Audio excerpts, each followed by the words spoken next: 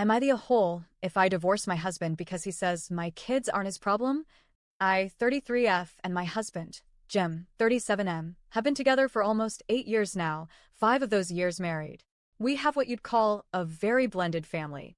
Jim came into the relationship with 3 kids from his previous marriage, and I had 3 kids from mine. Then, a few years into our relationship, we had a daughter together, a beautiful little girl who has special needs. So, yeah, we got a house full of kids. 7 in total.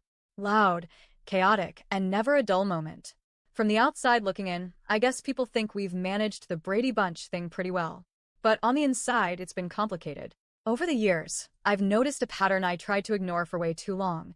Jim treats my kids differently than his own. He's never been abusive or outright cruel to them, but there's this emotional distance, like he's just not interested.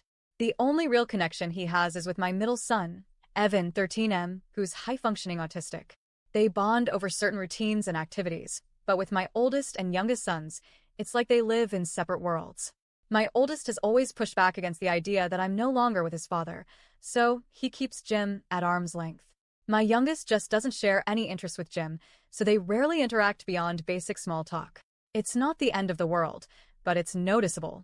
On the flip side, I have a great relationship with one of Jim's kids, his older daughter, Kayla. Her mom's not in the picture due to drug issues, so she's looked at me as a mother figure for years. With Jim's youngest son, Ryan, it's the same. He calls me his bonus mom. His oldest son ran off to live with his bio mom, and we don't really speak. It's always been uneven, but I told myself that's just part of blending 2 families. Some bonds grow naturally, some never do. I've never expected perfection. But here's the thing, Jim and I have been through a lot. And I mean a lot. I stood by him during his sobriety journey from alcohol. I was there for him through the heartbreak of multiple miscarriages, and I even helped him get closure with his ex-wife after she cheated on him. I literally sat down with him and helped file his divorce paperwork. I poured so much of myself into this relationship. And yes, our intimacy has always been amazing. That part of our marriage was never a problem. Jim's loyal. He's never cheated. But deep down, I've always had this gnawing thought that maybe I was just a rebound for him after the devastation of his ex-wife's betrayal. He's always been vague about timelines and specifics of their split. I only learned the truth through bits and pieces from his kids and mutual acquaintances. Fast forward to last night. We were both having some drinks. Nothing crazy, just unwinding. But alcohol tends to loosen his tongue, and that's when the walls drop. Somehow, the conversation turned to my kids. Out of nowhere, Jim got worked up and started criticizing me, my parenting, my choices, my past. And then he said it. It's not my fault you had kids with a PUSSY. Those kids aren't my problem, and it should have never been assumed I'd have to be a father figure to them. I froze. He's gotten drunk before and said hurtful things, but this felt different.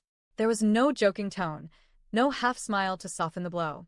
He said it like he meant it, like he'd been holding it in for years. For context, my ex-husband is, well, he's the fun dad stereotype. He lives 5 states away, visits maybe 3 times a year, showers the boys with gifts, and plays the part of cool buddy instead of an actual parent. He pays a measly $600 in child support and thinks that's more than enough. He refuses to help with medical bills, school costs, or anything extra. And to top it off, he likes to pit my boys against me and by extension, against Jim, just to stir the pot. So when Jim said what he said, it wasn't just a casual jab. It was a dagger. I asked him to clarify.